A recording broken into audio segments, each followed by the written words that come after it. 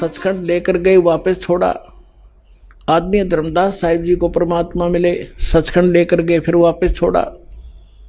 आदरणीय मुरुगदास साहिब जी को परमात्मा मिले, सचखंड लेकर गए, फिर वापस छोड़ा।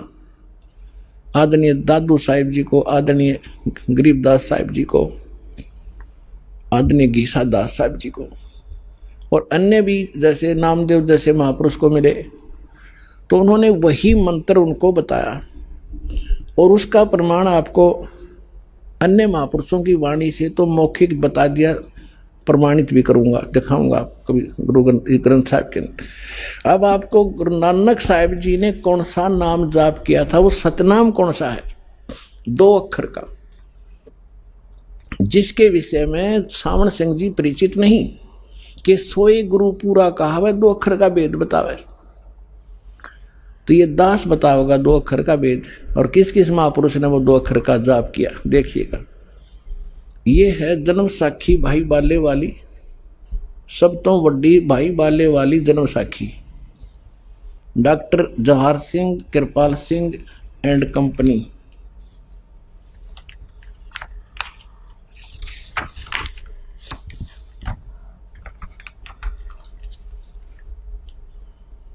ओम सतगुरु प्रसाद जी ई जन्म साखी अज तक छप चुकिया नालों वड्डी है, सब तो वड्डी ते पुरातन है भाई बाले वाली जन्म साखी।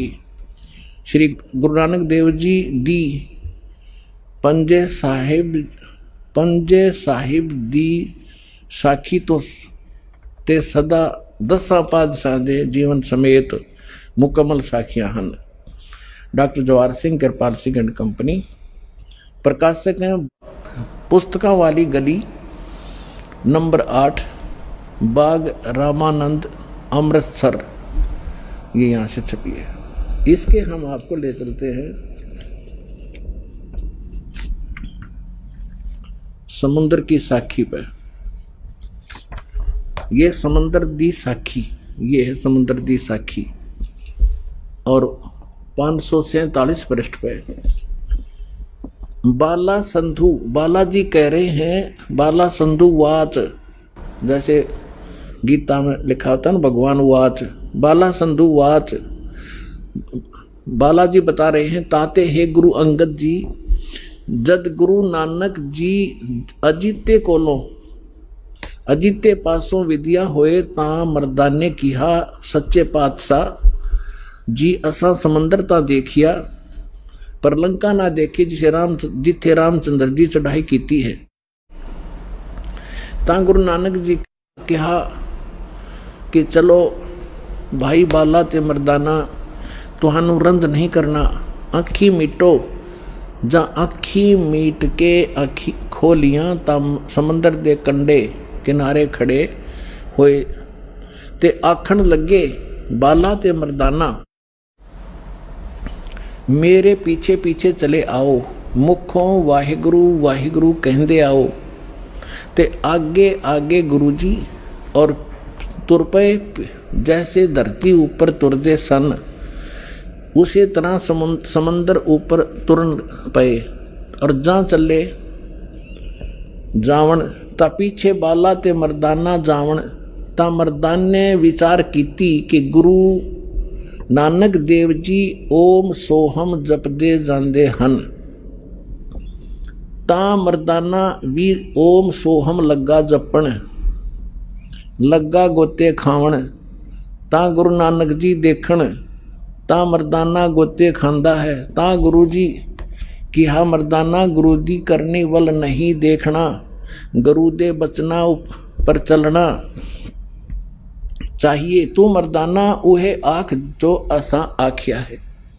ता मर्दाना फिर लगा वाहिगुरु वाहिगुरु कहन, ता फिर जल ऊपर उसे तरह तुरन लगा।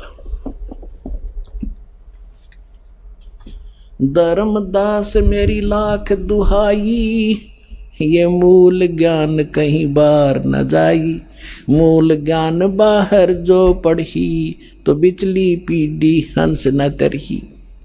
मूल ज्ञान तू तब तक छुपाई, जब तक 12 पंथ ना मिट जाई। अब इन सब पंथों की जड़ दिखा दी दास ने क्या क्या ये मसाला ले रहे हैं, वास्तविकता क्या है, महापुरुषों की जिनकी वाणी लेकर ये गुणगान किया करते उसके विपरीत ज्ञान दे रहे। तो ये सब खत्म हो चुके हैं। खत्म ना होते जवाब देते रामपाल झूठ बोल रहा है, तो रामपाल सत्य बोल रहा है, तो वो सब झूठे हैं, वो फेल हो चुके।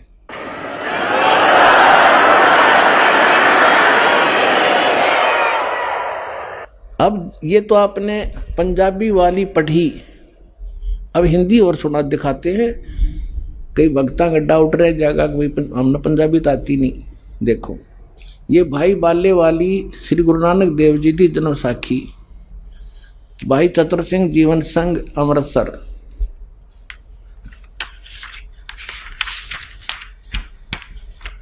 भाई बाले वाली श्री गुरु नानक देव जी की जन्म साखी, पंजे साहिब और 10 बादशाह का जीवन संपूर्ण साखियां सहित दर्ज है। प्रकाशक चतर सिंह जीवन संघ अमृतसर, और ये यहां से छपी है 2008 का लेटेस्ट। प्रकाशक है भाई चतर सिंह जीवन सिंह, बाजार माई सेवा अमृतसर। फोन फैक्स ये इनके सारे कुछ लिखे, और मुद्रक हैं जीवन प्रिंटर्स अमृतसर, फोन नंबर इतना इतना। इसके आपको 559 पृष्ठ पर अंकित है, वो दिखाते हैं।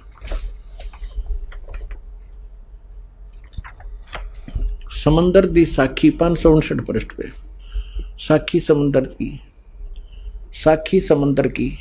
एक दिन मर्दाने ने कहा, हे महाराज, मेरा मन चाहता है कि समंदर में जो लंका है वहां का भ्रमण किया जाए। गुरुजी ने कहा, अच्छा, आप लोग अपने नेत्र बंद करो। जब मैं और मर्दाने ने नेत्र बंद करके क्षण भर पीछे खोले, तब हम लोग गुरुजी के साथ महान समुद्र के तट पर खड़े थे। अब गुरुजी ने कहा कि तुम लोग समुद्र के तल पर वाहेगुरु जाप करते करते पैदल चले आओ। हे गुरु अंगद देव जी, हम लोग गुरुजी के पीछे पीछे उसी प्रकार जा रहे थे जैसे सूखी धरती पर चला जाता है। आगे आगे गुरुजी ओम सोहम जाप करते चले जा रहे थे। तब मर्दाने ने सोचा कि हम भी ओम सोहम का जाप क्यों ना करें। तब मर्दाना भी ओम सोहम की रट लगाने लगा। बस वह लगा गोते खाने। गुरुजी ने पीछे देखा तो हंसकर कहने लगे कि मर्दाना, शिष्य का धर्म है कि वह गुरु के बताए मार्ग पर चले, इसलिए तू वाहे गुरु ही जप, तेरा इसी में कल्याण है। जब मर्दाने ने वाहेगुरु नाम की रट लगाई, तब फिर पूर्व की तरह पूर्व प्रकार पानी पर चलने लगा। सोए गुरु पूरा कहावे, 2 अक्षर का भेद बतावे। अरे राधा स्वामी ने कौन समझावे भी, तुम्हारे पास तक कौन नहीं, वह 2 अक्षर इस दास के पास है। अब ये एक विचारणीय विषय है कि नानक साहिब जी ने किसी भी सिख को ये 2 अक्षर का मंत्र जाप करने का आदेश नहीं दिया। उन्होंने वाणी बता दी, वाहेगुरु वाहेगुरु करते रहो, परमात्मा में इनकी आस्था बनी रहेगी। वाणी का पाठ शुरू करवा दिया, धर्म पुण्य शुरू करवा दिया, तो इससे इनको मनुष्य जन्म मिलता रहा। इससे मानव को मोक्ष नहीं हो सकता था, अब मोक्ष होगा। इस जो प्राइम टाइम आ गया, यो भक्ति काल आ गया, भक्ति का समय आ गया, जो बिचली पीढ़ी शुरू होगी 1997 तक। भगवान ने आकर दास को संकेत कर दिया, आदेश दे दिया कि इसको खोल दे पिटारा, ये भंडार खोल दे मेरे बच्चों के लिए, अब समय आ गया, मैं अब देख लूंगा इनको। तो अब ये 2 मंत्र का अक्षर का मंत्र ये है भाई, लेकिन तीसरे की छींट भी नहीं लागने दूँ आपके, सिर्फ उसी को मिलेगा वो जो अधिकारी हो जाएगा। अब ये एक विचारणीय विषय महापुरुषों ने, इनको कहते हैं दृढ़ भक्त। जो आदेश हो गया भगवान का फाइनल, नहीं बताया किसी को, ये मंत्र की छींट नहीं लागने दिया आज तक। स्वयं जाप करते थे नानक जी, तो जिस मंत्र से नानक साहिब जी का मोक्ष हुआ, उसी से आपका और हमारा होगा।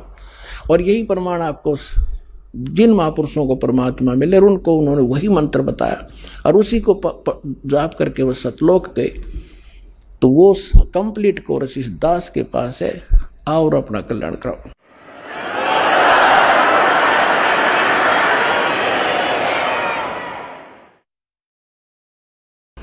परम पिता परमात्मा पूर्ण ब्रह्म सारी सृष्टि के रचनहार कबीर परमेश्वर जी की असीम रजा से आप सभी पुण्यात्माएं सत्संग सुनने के लिए परमात्मा के दरबार में उपस्थित हुए। सत्संग में आने से प्राणी को ज्ञान होता है कि हम कौन हैं, कहाँ से आए हैं, हमारा उद्देश्य क्या है। और यहाँ पर ये दुर्घटनाएं हो जाती हैं, इनका कारण क्या है। मृत्यु होती है, रोग से पीड़ित होते हैं। अभी तक जितने भी हमारे धर्म गुरु थे उन्होंने हमारे को केवल एक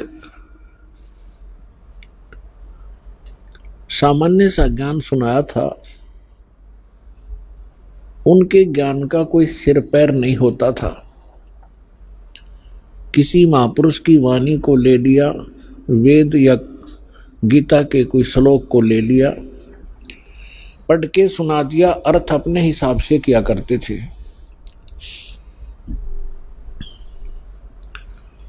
तो जिस कारण से हम परमात्मा की चाह में तड़प में उनके साथ चिपके रहे, क्योंकि हमें ज्ञान कुछ नहीं था। हमारे साथ इतना बड़ा धोखा हुआ है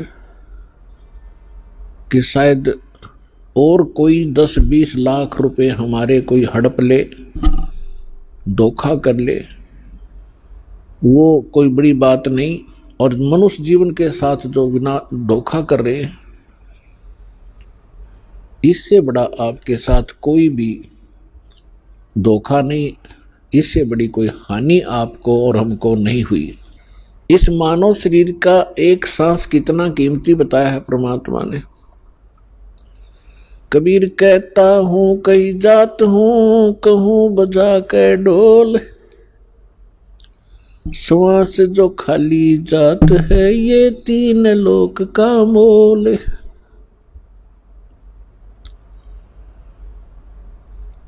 एक श्वास भी परमात्मा की भक्ति के बगैर व्यर्थ आपका जाता है। तो इस मानव शरीर के एक श्वास की कीमत इस 3 लोक भी इसको दे दे तो भी थोड़े हैं। पृथ्वी पूरी, स्वर्ग और पाताल। तो विचार कीजिए पुण्यात्माओं, आपको उन नकली संतों और पंथों में जो आपने जीवन नाश कर दिया वो समय व्यर्थ हुआ। वो कितनी हानि हो चुकी है। अब इसके लिए परमात्मा ने बताया है कि अब चिंतित ना हो। परमात्मा बताते हैं पीछे गई सो जान दे और ले रहती को राख, उल्टी ला चढ़ाई यो करो अपूटी चाक। के पीछे जो गया सो गया, उसकी ज्यादा उसका दुख ना माने। अब सच्ची भक्ति आपको मिली है, सच्ची लगन सच्ची श्रद्धा मर्यादा में रहकर इसकी भक्ति करो।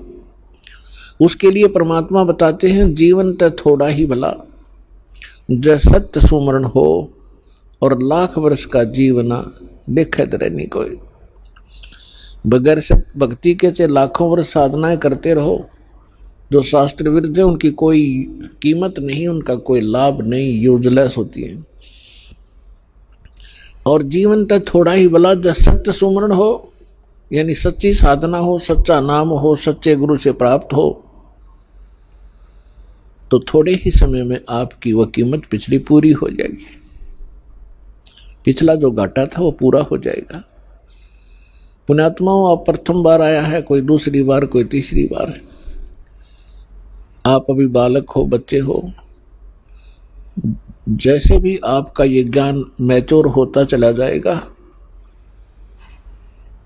आपको पता चलेगा कि आप कौन हैं, कहां से आए हैं, आपको यहां किसने रोक रखा है और इसके पीछे किसका स्वार्थ है। हमारे साथ ऐसी दुर्गति हो रही है, बच्चे हैं, परिवार है, हम प्यार से रह रहे हैं, कितनी ममता है हमारी, चाहे हम कष्ट में भी हैं तो भी हम अपने परिवार में और घर में अपने को हम अच्छा समझते हैं, और एक सेकंड में ना जाने के बिजली गिर जाए, यहाँ पर मृत्यु हो जाए, एक्सीडेंट हो जाए, रोग से मर जाए तरफ तरफ के।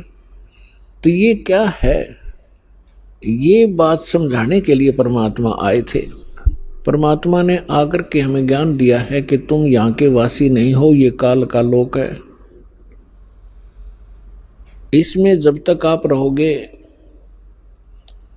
आपको ऐसे ही दुख बने रहेंगे। उसके लिए विकल्प बताया है परमात्मा ने, मन तू चल रे सुख के सागर, जहां शब्द सिंधु रत्नागर। मन तू चल रे सुख के सागर,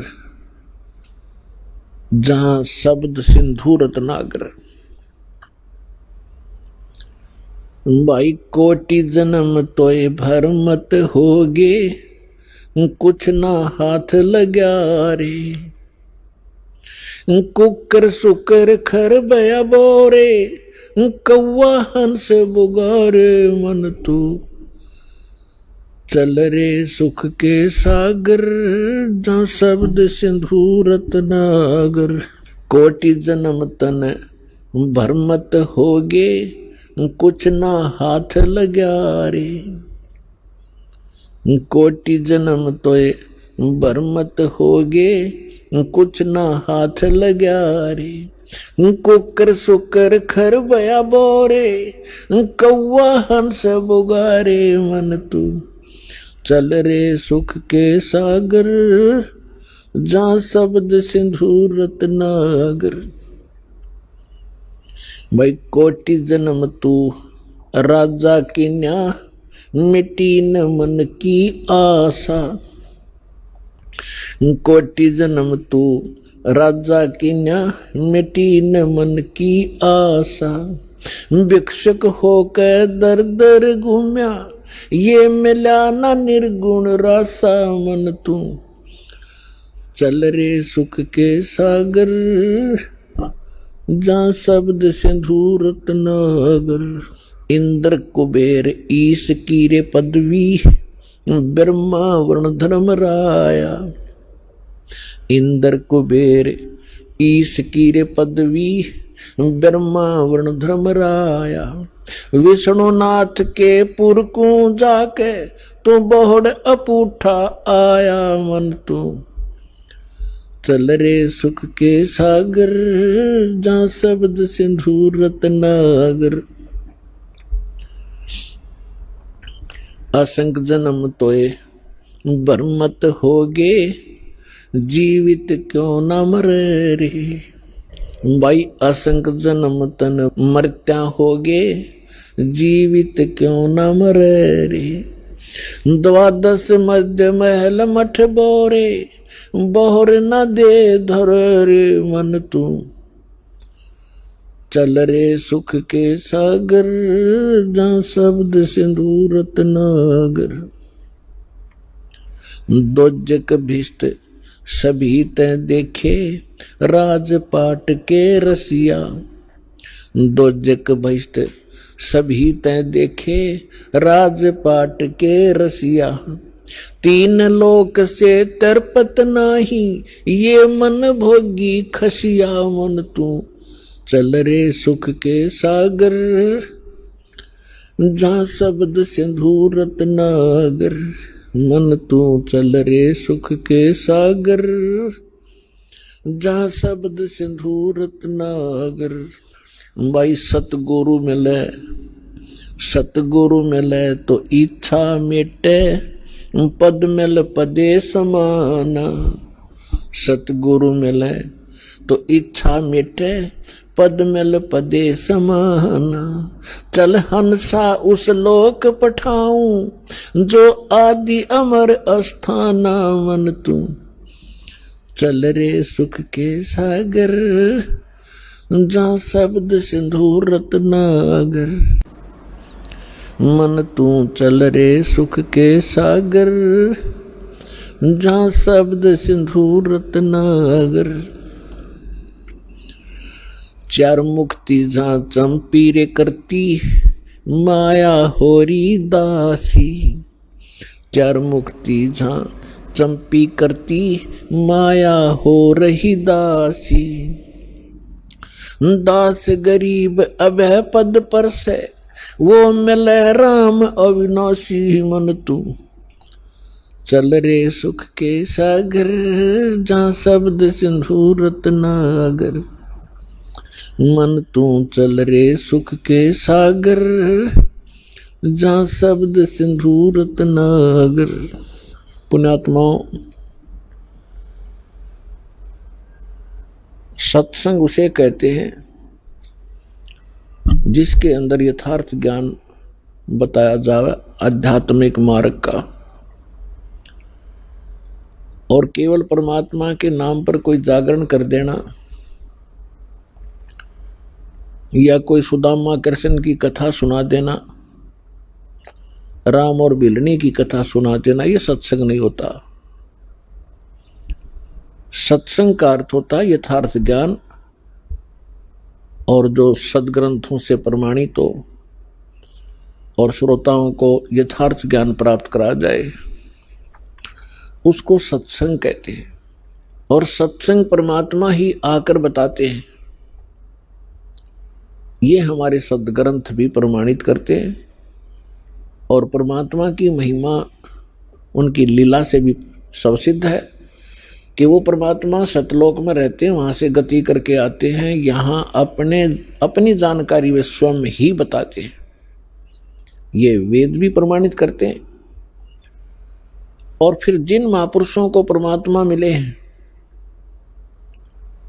उन्होंने भी वही परमात्मा को आंखों देखकर परमेश्वर की जो महिमा बताई है, वो वही है जो सब सदग्रंथों से मेल खाती है। सबसे पहले हमने भगवान को पहचानना होगा। कौन है परमात्मा, कैसा है भगवान, उसकी आवश्यकता क्यों है, उसकी खोज क्यों कर रहे हैं हम युगों से, और फिर उसकी प्राप्ति कैसे होगी। ये सत्संग में ये 4 पॉइंट है बस। परमात्मा कैसा है, परमात्मा कहाँ रहता है, परमात्मा की आवश्यकता क्यों है, और उसकी प्राप्ति कैसे होगी। बस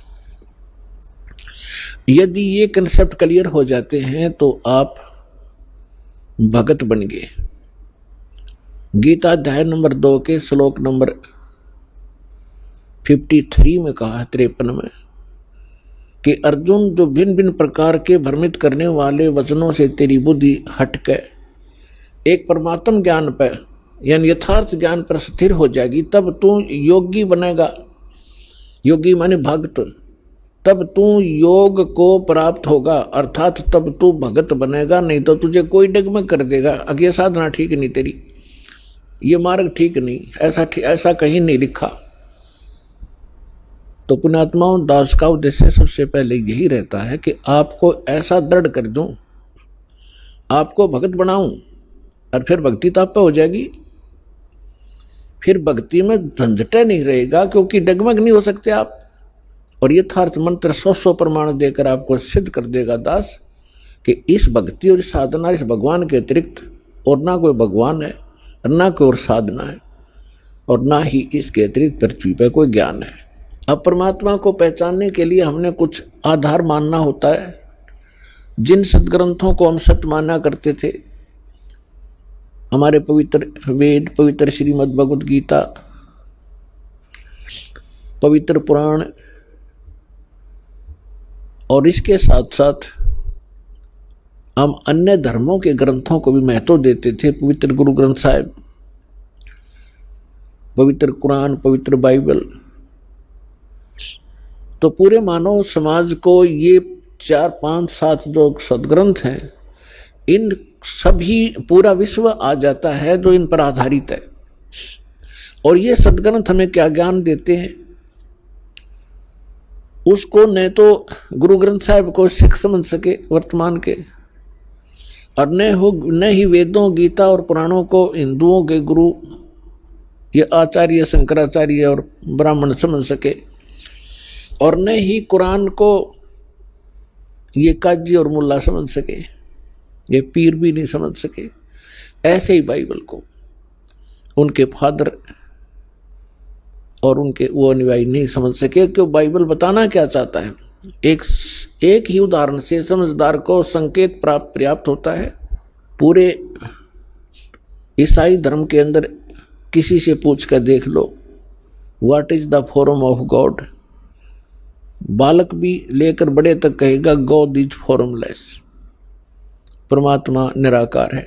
और पवित्र बाइबल के प्रथम ही अध्याय में, चैप्टर में, उस क्रिएशन के अंदर स्पष्ट लिखा हुआ है कि परमात्मा ने 6 दिन में सृष्टि रच दी सारी और 7वें दिन विश्राम किया।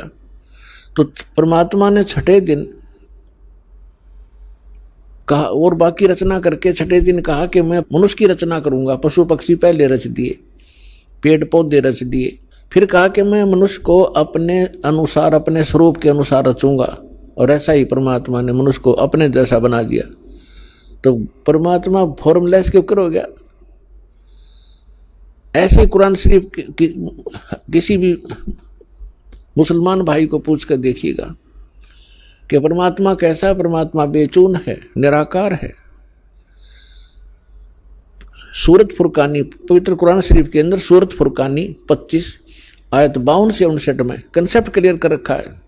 कुरान शरीफ का ज्ञान दाता हजरत मोहम्मद जी को कह रहा है कि कबीर नाम का अल्लाह, अल्लाह कबीर, वो सुप्रीम पावर है और वही पूजा के योग्य है, वही पाप नाशक है, और वो वही है जिसने 6 दिन में सृष्टि रची और 7वें दिन तख्त पर जा बैठा। लेकिन कुरान शरीफ का ज्ञान दाता भी कहता है कि मैं उसके बारे में जानकारी नहीं रखता। उसकी खबर किसी बाखबर से पूछ लीजिए, किसी तत्वदर्शी संत से पूछिए। अब उसमें क्या लिखा है कि 6 दिन में सृष्टि रची, 7वें दिन तख्त पर जा बैठा। तो निराकार कैसे हुआ? वो जो सिंहासन पर जाकर बैठ गया। इसी प्रकार हमारे हिंदू धर्म के गुरु किसी से पूछकर देखिए, श्री राम कृष्ण को वो साकार भगवान मानते थे और लास्ट में कहते थे वो भगवान तो निराकार है, वो तो निर्गुण है, और वही फिर साकार में आता है तो राम और कृष्ण बन जाता है। इसको कहते उआ बाई। ये माला पैर हुए हैं मुक्ता, सटदल उआ बाई बकदा। ये पैर के कंठी माला सिमरनी, दिखा बड़े महात्मा है भाई, बोलने संस्कृत। इसके बारे में परमेश्वर ने कहा है कि कंठी माला सुमरनी पैरे से क्या हो, ऊपर डूंडा साध का तन अंतर रख्या खो। ऊपर तो महात्मा दिखर बड़े बड़े बाल रखवा के, लाल पीले कपड़े पहन के, 5-4 माला डाल के, अंदर तो कख भी नहीं तेरे। ऊपर डूंडा साध का और अंदर रखा खो। तो पुण्यात्माओं, सौभाग्य आपका, परमेश्वर ने रजा करी आपके ऊपर, इस दास को इस योग्य बनाया कि परमात्मा की महिमा को ठीक ठीक जाना। कृपा भगवान की है, जीव के स्तर का यू काम नहीं है, परमात्मा ही बुद्धि देता है। जब तक हम काल के अंतर्गत थे तो हमारी बुद्धि उसके हाथ में थी, उसने सारी बकवाद करवाई, उल्टा ज्ञान दिवाया, उल्टी साधना करवा कर हमारा जीवन नाश कराया। अब हमारी बुद्धि परम पिता के हाथ में होगी, हम उसकी शरण में चले गए। अब हमारी बुद्धि उसके अनुसार चलेगी, काल का इसमें कोई डिस्टर्बेंस नहीं रहेगा यदि हम मर्यादा में रहेंगे तो। और हम मर्यादा भंग करके फिर काल के जाल में फंस जाते हैं, फिर हमारी बुद्धि फिर से काल ग्रिप कर लेता है और हमें दुर्बुद्धि पैदा कर देता है, भगवान से दूर करने लग जाता है। अब परमात्मा ने आके बताया है कि आप कहाँ रह रहे हो। ओए है साथी हमारे चले गए, हम भी चालन हारे, कोई कागज में बाकी रह रही, तात लगी है वारे। जो मृत्यु को प्राप्त हो गए, हम शोक व्यक्त करने जाते हैं और कारण बताते हैं वहां के लोग कि बीमार था या दुर्घटनाग्रस्त हो गया, ऐसे मर गया, हार्ट अटैक हो गया, और हम सोचते हैं हम अभी नहीं मरेंगे। तो याद दिलाते हैं कि कुछ याद करो, ध्यान दो इस बिन बातों पर। साथी हमारे चले गए, अपने ऊपर परमात्मा उदाहरण देकर हमें सतर्क करना चाहते हैं। और हम भी चालन हारे, कोई कागज में बाकी रह रही, तात लगी है वार। जब वह कागज पूरा होगा, समय पूरा होते ही 1 सेकंड नहीं लगेगा आपका, चाहे कितना कंपलसरी काम शेष रह गया हो। तो यहां परमात्मा बताते हैं, अगम निगम को खोज ले, बुद्धि विवेक विचारे, उदय अस्त का राज मिले है, तो बिन नाम बिगारे। ओए होए पुणात्माओं, ये अमृत वचन आपने सपने में भी ना सुने होंगे। जो ज्ञान, जिसको ज्ञान कहते हैं, जिसको तत्व ज्ञान कहते हैं, जो आत्मा को झंझोड़ के रख देगा आपकी को। कहाँ डले ढो रहे थे, किस लिए सारा जीवन नष्ट कर रहे हैं हम, अब पता चलेगा हमारा उद्देश्य क्या था इस मनुष्य जीवन का। हम यहाँ एक छोटा सा MP MLA बन जावा, धरती तोल देते, और मंत्री, मुख्यमंत्री, प्रधानमंत्री बन जाए तो पता नहीं क्या उपलब्धि मान ली हमने।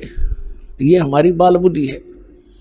जब हम परमात्मा के इस तत्व ज्ञान से इसको तोलेंगे तो हमें पता चलेगा वो तो 0 व्यक्ति हैं जो प्रधानमंत्री बने बैठे और भक्ति नहीं करते, साधना नहीं कर रहे, सत्साधना नहीं करते। उसके लिए उदाहरण दिया है कि अगम निगम को खोज ले। भविष्य, ये जीवन इतना ही नहीं है, जन्मना और मरना, इसके बाद भी कुछ और होगा, उसकी जानकारी परमात्मा बताते हैं, संत बताते हैं, उससे परमात्मा से प्राप्त ज्ञान के आधार से। अगम निगम को खोज ले, बुद्धि विवेक विचार, और उदय अस्त का राज मिले, तो बिन नाम बिगार। बिगार किसे कहते थे? अपनात्मा राजा बनता है, या कोई धनी व्यक्ति है, या कोई मंत्री, MLA, IAS IPS डॉक्टर, या कोई फैक्ट्री मालिक है, ये पिछले जन्म जन्मांतर के शुभ कर्मों का परिणाम है उनका। और ये शुभ कब किए थे? किसी जन्म में उसने भक्ति करी थी, दान किया था, और वो संग्रहित पुण्य आज उसको प्राप्त है। जैसे इन्वर्टर की बैटरी चार्ज कर ली जाती है, जब वो फुल चार्ज हो जाती है, बेशक से चार्जर हटा दो, वो अपना पूरा काम करती रहेंगी जब तक वो चार्ज रहेगी, उसकी कैपेसिटी समाप्त नहीं होगी। तो जब तक उसकी वो चार्ज है, चाहे चार्जर भी नहीं लगा रखा है, तो भी वो अपना रेगुलर काम कर रही है। और जिस समय वो बैटरी डाउन होएगी, डिस्चार्ज होएगी, फिर एकदम सारी सुविधा खत्म हो जाएंगी, ना पंखा चलेगा, ना कोई ट्यूब जगेगी, और सब अंधेरा हो जाएगा, गर्मी में भी दुखी हो जाओगी। तो जो पूर्व जन्म के पुण्यकर्मी प्राणी हैं, किसी जन्म में उन्होंने सत्साधना की थी, जिससे उनका वो पुण्य संग्रहित हैं, वो बैटरी चार्ज है, और वो आज प्रयोग कर रहे हैं। कोई मंत्री बन के, कोई प्रधानमंत्री बन के, कोई IAS और IPS और डॉक्टर बन के, इंजीनियर बन के, या धनी बनकर, वो धनी भी अपने पिछले पूर्व संस्कार से बना है, और आगे पुण्य वो कर नहीं रहा, नहीं तो वो बैटरी फिर डिस्चार्ज हो रही है, चार्जर आगे नहीं लगाया जाएगा। तो जो साधना भी कर रहे हैं और साधना भी शास्त्र विरुद्ध कर रहे हैं, तो वो चार्जर ठीक नहीं। उसके विषय में बताते हैं, अगम निगम को खोज ले, बुद्धि विवेक विचार, उदय अस्त का राज मिले। जहां से सूर्य उदय होता है और अस्त होता है, यानी पूरी पृथ्वी का भी राजा हो, तो बिन नाम बेगारे। बेगार की डेफिनेशन बताता हूं आपको, बेगार किसे कहते हैं। क्योंकि अब बच्चे एजुकेटेड हो गए और शहरों से ज़्यादा लिंक हो गया, ये हमारे देसी शब्दों को कम पकड़ते हैं, इसलिए डिफाइन करना पड़ता है। पहले समय में ये बेगार किसे कहते हैं कि पहले हम छोटे थे जब, और ये 3 व्हीलर चले थे बड़े बड़े पेट्रोल के। हमारे गांव से और लाखन माजरा तक, रोहतक तक भी जाते थे, 2 ही 3 व्हीलर थे। उनमें से एक दिन एक नहीं आया तो दूसरा पूछ रहा था कल कहाँ था, क्या बात होगी, समझ तो था तू। उसने बताया कि कल मैं बेगार में फंस गया। अब वो बेगार कैसे डिफाइन कर रहा था कि मैं जब यहाँ से गया शाम को तो मुझे पुलिस वालों ने पकड़ लिया और थाने में ले गए। कहा रात्रि में हमने रेड लगानी है सुबह वक्त से और हमारे साथ रहना। पहले पुलिस वालों के पास ये व्हीकल नहीं होते थे, ऐसे ही वो किसी को पकड़कर सारा दिन उसने घसीटे अंड्या करते। तो उस ले गए मेरे को, सारा दिन मैंने अपने पैसों से तो तेल डलवाया 200 से 250 रुपये। उस समय के 200-250 रुपये एक दिन में खर्च हो जाना। आज तेन सोच लो 20,000 रुपये समझ लेना।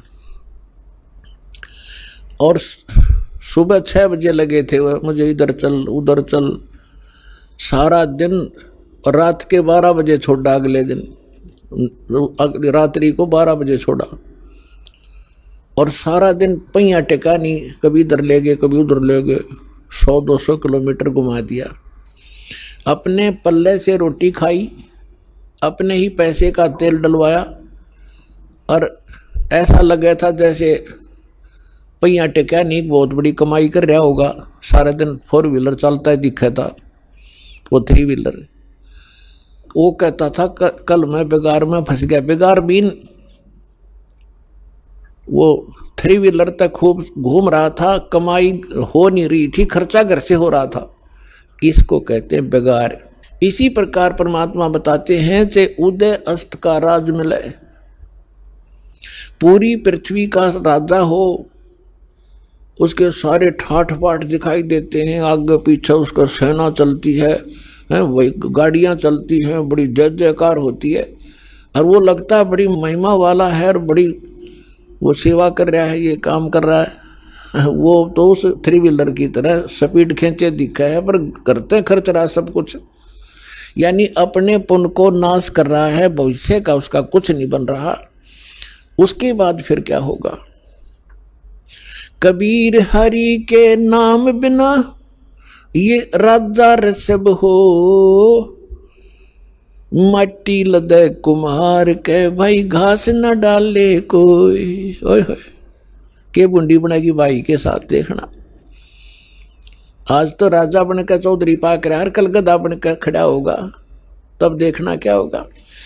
अब ये समस्या आती है कि बगैर ज्ञान के हम आम आदमी यूं कह दे है किसने देखा है फिर देखी जाएगी। गधा बने पास के देखेगा, फिर तो कुम्हार देखेगा, देखी जाएगी। डायमंड का बोरा धरेगा, लठ मारेगा गट्टियां पे। अब देखना तो अब है, संतों के विचार सुनो, उनको गहराई से विचार विवेचन करो। बालक हो तुम, और जो दास आपको ज्ञान दे रहा है किसी डूम बाट के गीत नहीं, गॉड गिवन स्पिरिचुअल नॉलेज है, उसका एक भी शब्द कच्चा नहीं मिलेगा। कोई मानो से ना मानो वो अलग बात है, समय आने पर पता लग जाएगा। तो बुद्धिमान वही होता है कि आपत्ति से पहले सावधान हो जावे। किसने देखा है? अरे जिसने देखा उन्हें बताया, भगवान ने बताया, और भगवान जिनको मिला उन महापुरुषों ने बताया। अब जैसे कंधा चला जावा था, उससे किसी ने पूछा कहाँ जा रहे हो सूरदास? कि मैं बाग में जा रहा हूं। और वो जा रहा था भयंकर बियाबान जंगल की ओर।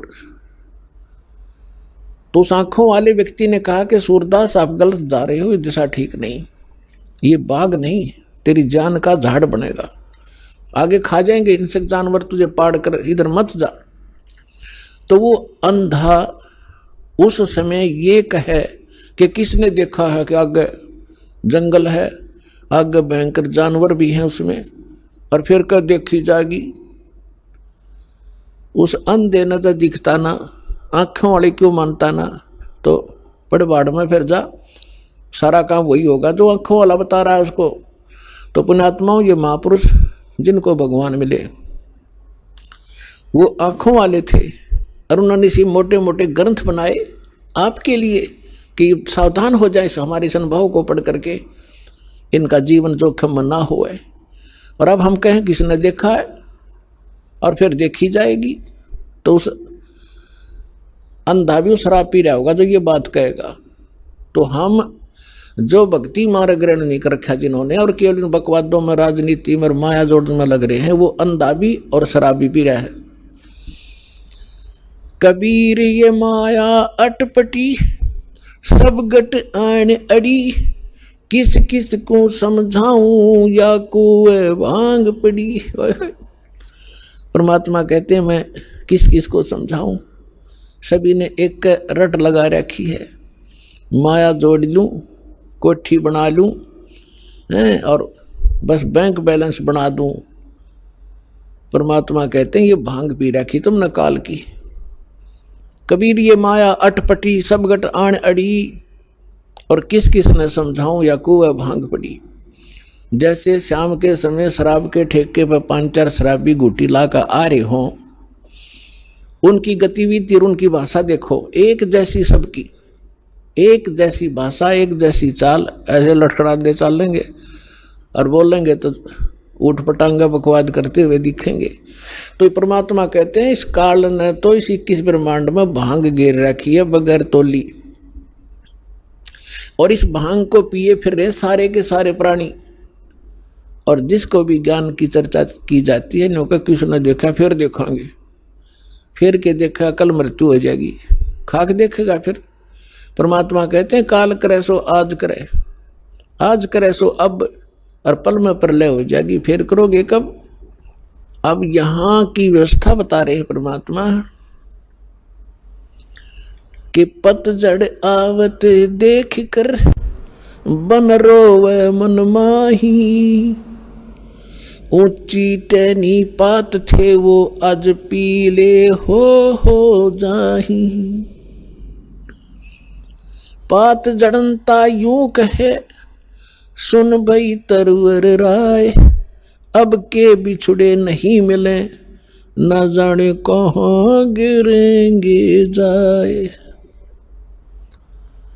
तरवर कहता पात से सुनो पात एक बात, यहाँ की याहे रीति है एक आवत एक जात। पुण्यात्माओं, परमात्मा ने ना जाने कितने उदाहरण दे देकर हमारी यह भांग उतारनी चाहिए। अब क्या प्रमाण देते हैं कि जैसे पतझड़ के दौरान सभी वृक्षों के पत्ते पीले होकर झड़ना शुरू हो जाते हैं और सभी गिर जाते हैं, और तुरंत ही कोपल फूट आती है, और 10, 15, 20 दिन में वो फिर पत्ते बनकर 1 वर्ष वो फड़ करके मस्ती मार लेते हैं, और फिर बीच में भी आंधी तूफान से टूट जाते हैं, और समय आने पर तो सब ने गिरना ही गिरना है। तो यहाँ परमात्मा याद दिलाते हैं कि पतझड़ आवत देख के जब प्रलय होगी सभी विनाश में आएंगे। तो यहाँ बता रहे हैं पतझड़ आवत देख के बन रोवे मन माही, ये ऊंची टहनी पात थे आज पीले हो जाही। अब जैसे हम बूढ़े हो गए, हमारे सफेद बाल हो गए, सफेद बाल हो गए तो ये समझ लो टिकट कटन वाली है, कट जाएगी कर दे। तो इसलिए ये प्रमाणित हो गया है कि अब अपनी तैयारी पकड़, भक्ति कर। फिर क्या बताते हैं कि पात झड़नता यूं कहे सुन भई तरवर राय, अब जैसे कोई बड़े पूरे परिवार में कोई सदस्य बीमार हो जाता है, रोगी हो गया, असाध्य रोग हो गया, और डॉक्टर ने बता दिया 10 दिन का मेहमान है, एक महीने का मेहमान है। उस समय उसकी क्या स्थिति होती है? रिलेटिव आकर इकट्ठे होने लग जाते हैं, परिवार के सदस्य भी आसपास बैठ जाते हैं। तब वो खुद सोचता है कि अब के बनेगी, मेरे साथ कहाँ जाऊंगा। तो यहां उदाहरण दे रहे परमात्मा के पात जड़नता यूं कहे सुन भई तरवर राय। हे वृक्ष, यानी वृक्ष समझो एक परिवार, एक पत्ता टूट कर जा रहा है वो सदस्य परिवार का, और वो खुद कह रहा है कि ना जाने कहाँ गिरेंगे जाए, अब के बिछड़े फिर नहीं मिलेंगे, ना जाने कहाँ गिरेंगे जाए। तो फिर जो कुल के लोग बैठे होते हैं वो एक सांत्वना दिलाते हैं और क्या कहते हैं, भाई यहाँ तो सब नहीं मरना है, ना कोई रहा, 2 दिन आगे पीछे भी ये तो सब नहीं जाना है, परमात्मा का विधान है, चिंता ना कर, जो होनी थी होगी। बस इतना संतोष देकर हम उसका दिल डांटते हैं। ऐसे ही उदाहरण दे रहे परमात्मा कि वृक्ष कह रहा है, वो तरवर कह रहा है, तरवर कहता पात से सुनो पात एक बात, यहाँ की है रीति है एक आवत एक जात। दादा मर गया, पोता पैदा हो गया, 50-60 वर्ष वो पोता नाच कूद लेगा, फिर वो मरेगा, उसका पोता तैयार हो गया। तो परमात्मा कहते ये क्या जीवन है तुम्हारा, तुम इसी को फाइनल मान लिया। इसका एक विकल्प है, अभी तक नहीं था, अब इसका अल्टरनेट प्राप्त है, फिर इसको ग्रहण करो। जब तक हमारे साथ धोखा हुआ सो हुआ, अब तो सतर्क हो जाओ। ये जीवन नहीं है, ये संसार ठीक नहीं है, ये आपका नहीं है। काया तेरी है नहीं, ये माया कहाँ से हो, चरण कमल में ध्यान रखो हो, इन दोनों को खो। जब तेरा शरीर तेरा नहीं, मूर्ख तो कोठी और बंगलो नारी बैंक बैलेंस ना अपना क्यों कर मान बैठा, या बुद्धि कहाँ भ्रष्ट हुई तेरी। जब काया तेरी है नहीं, ये माया कहाँ से हो, चरण कमल में ध्यान रखो, भगवान की भक्ति करते रहो। तेरे पास माया है, इसको सदुपयोग कर, इसका अहम मत बना, इसमें ममता मत रख, या तेरी नहीं है। ऐसे समझ ले जैसे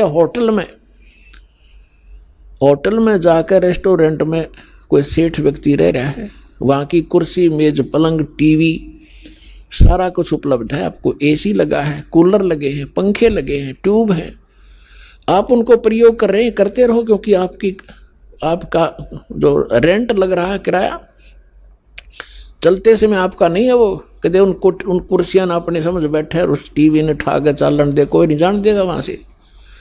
तो ऐसे ही संसार में रहिएगा आप एक होटल की तरह, जैसे होटल में आप रह रहे हो उसी सुविधा आपको प्राप्त है, लेकिन जो मूल उद्देश्य है आपका उस होटल में रहने का, वो मत भूलिए। होटल में कौन जाता है, रेस्टोरेंट में? जैसे व्यापारी लोग गए दूर देश में जाकर वहाँ होटल में धर्मशाला में कमरा किराए पर ले लिया, और उद्देश्य क्या उनका जाने का? क्या उन कुर्सी मेज पलंगों पर लेटा रहने का थोड़ा ही है। उसका उद्देश्य है कि मैं बिजनेस करूं, अच्छा सौदा खरीदूं और बेचूं, और धनी होकर के लाभ प्राप्त करके मैं धनी बनकर वापस लौटूं।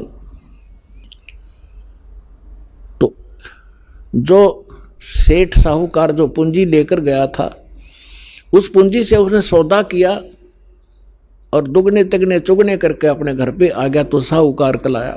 और उसका दूसरा साथी उतने पैसे पूंजी लेकर गया था, वो सारा दिन मस्ती मारता रहा, गोटी छुटी लावर सो जावे, और उन सारे सोफे और पलंग को अपना मान बैठा हो नशे में। जब उसकी पूंजी नष्ट हुई, जो ले गया था सौदा करने के लिए, तो उसके बाद उसको धक्के मारकर बाहर निकाल दिया गया रेस्टोरेंट से, क्योंकि वो कंगाल हो गया। और जो उद्देश्य लेकर गया था वो किया नहीं, तो वो फिर मजदूर लगता है आके किसी साहूकार के।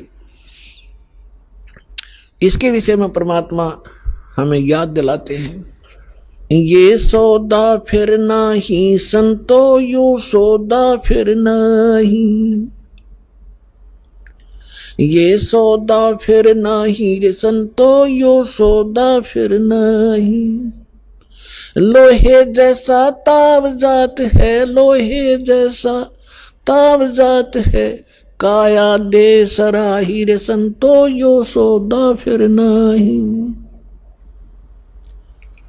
तीन लोक और भवन चतुर्दश, तीन लोक और भवन चतुर्दश, सब जग सौदे आही रे संतो यो सौदा फिर नाही, ये सौदा फिर नाही रे संतो यो सौदा फिर नाही।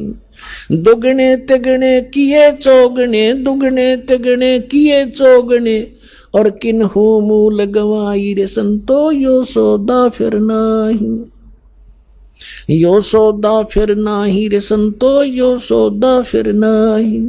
यो दम टूटे पिंडा फूटे, ये दम टूटे पिंडा फूटे, हो लेखा दरगाह माही रे संतो यो सौदा फिर नाही, ये सौदा फिर नाही रे संतो यो सौदा फिर नाही। जा दिन की मोए डरनी लागे, जा दिन की मोए डरनी लागे, लज्जा रे अकनाही रे संतो यो सौदा फिर नाही, यो सौदा फिर नाही रे संतो यो सौदा फिर नाही।